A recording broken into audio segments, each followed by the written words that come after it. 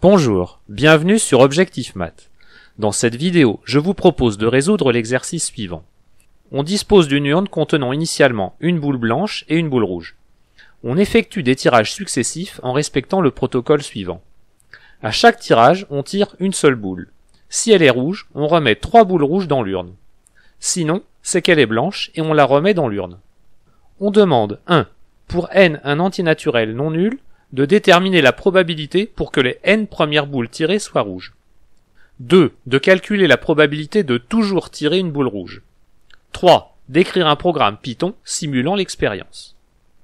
Vous devriez maintenant mettre la vidéo sur pause et chercher à résoudre l'exercice par vous-même. On considère n un antinaturel non nul. Nous allons déterminer la probabilité pour que les n premières boules tirées soient rouges. Probabilité que nous noterons P indice n. Notons pour i un antinaturel non nul quelconque, R indice i, l'événement, la boule obtenue lors du ième tirage est rouge. P indice n est égal à la probabilité de l'événement, R indice 1 et R indice 2, etc. jusqu'à R indice n.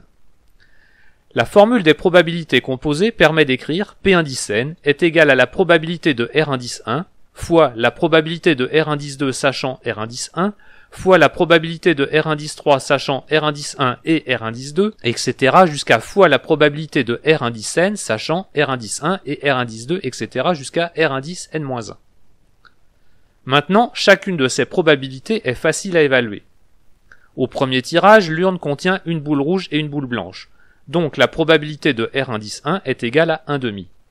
Au second tirage, sachant qu'au premier tirage on a obtenu une boule rouge, l'urne contient maintenant 3 boules rouges et une boule blanche. La probabilité de R indice 2 sachant R indice 1 est donc égale à 3/4. Au troisième tirage, sachant qu'au premier tirage et au second tirage on a obtenu une boule rouge, l'urne contient maintenant 5 boules rouges et une boule blanche. La probabilité de R indice 3 sachant R indice 1 et R indice 2 est donc égale à 5/6, etc. jusqu'à la probabilité de R indice n sachant R indice 1 et R indice 2 jusqu'à R indice n-1 qui est égal à 2n-1 divisé par 2n. Dans cette expression de P indice n, le numérateur est égal au produit des entiers impairs consécutifs. Pour la simplifier, on va multiplier au numérateur et au dénominateur par tous les entiers pairs de 2 à 2n. P indice n est donc égal au produit de tous les entiers de 1 à 2n, divisé par le carré du produit des entiers pairs de 2 à 2n.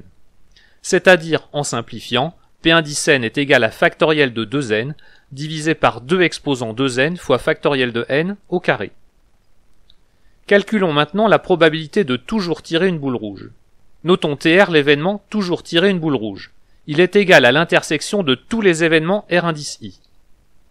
Comme l'intersection des R indice i variant de 1 à n forme clairement une suite décroissante, le théorème de la limite monotone nous permet d'affirmer que la probabilité de TR est égale à la limite lorsque n tend vers plus l'infini de la probabilité de l'intersection des R indice i variant de 1 à n, c'est-à-dire est égale à la limite lorsque n tend vers plus l'infini de P indice n.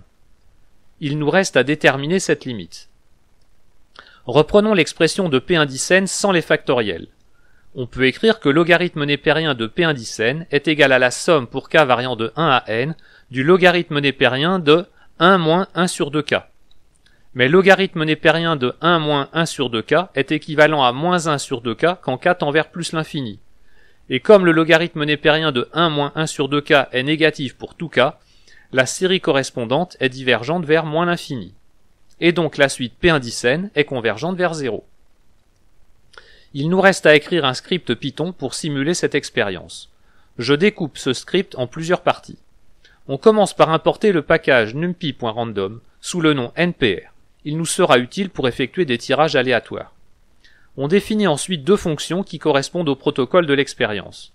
Ainsi, si l'on souhaite modifier légèrement ce protocole, il suffira d'adapter ces deux fonctions sans avoir à toucher au reste du programme.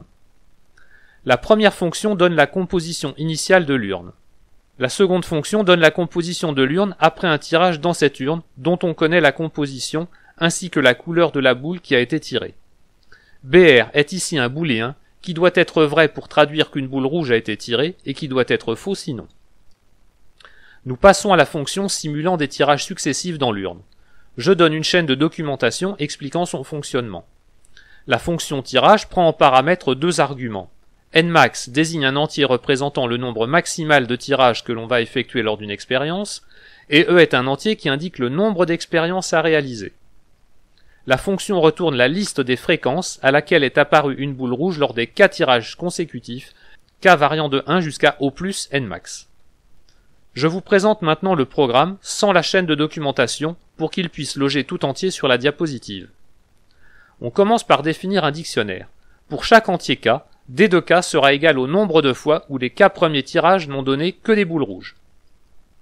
On effectue alors plusieurs fois l'expérience, E fois en tout. Chaque expérience commence dans les mêmes conditions, avec une boule blanche et une boule rouge dans l'urne. NBRCT désigne une variable qui enregistre au fur et à mesure le nombre de boules rouges consécutives tirées. Initialement, aucune boule rouge n'a été tirée. On effectue ensuite des tirages tant qu'une boule rouge a été tirée. Dans ce cas, on incrémente le nombre de boules rouges tirées, ainsi que le nombre de fois où ce nombre de boules rouges tirées consécutivement a été obtenu. Nmax sert à éviter d'avoir des résultats arbitrairement longs. On peut le supprimer, ainsi que cette ligne si l'on veut. On prépare alors l'urne pour le prochain tirage. Quand la boucle while s'arrête, on recommence une nouvelle expérience.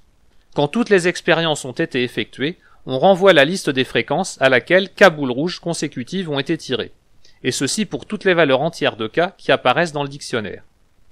Il n'y a plus qu'à prévoir des instructions pour un jeu d'essai. On commence par les valeurs expérimentales.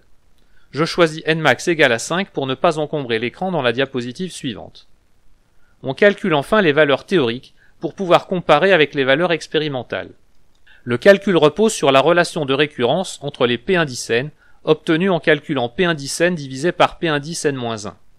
Plus le nombre d'expériences sera élevé, plus les fréquences devraient être proches des valeurs théoriques. Par défaut, le nombre d'expériences vaut 1000. Voici enfin un jeu d'essai. Bien sûr, les valeurs expérimentales vont changer d'une fois sur l'autre. Je vous donne mon fichier en lien dans la description de la vidéo. Voilà, cette vidéo est terminée, vous pouvez me laisser des commentaires et me poser des questions. À bientôt sur Objectif Math.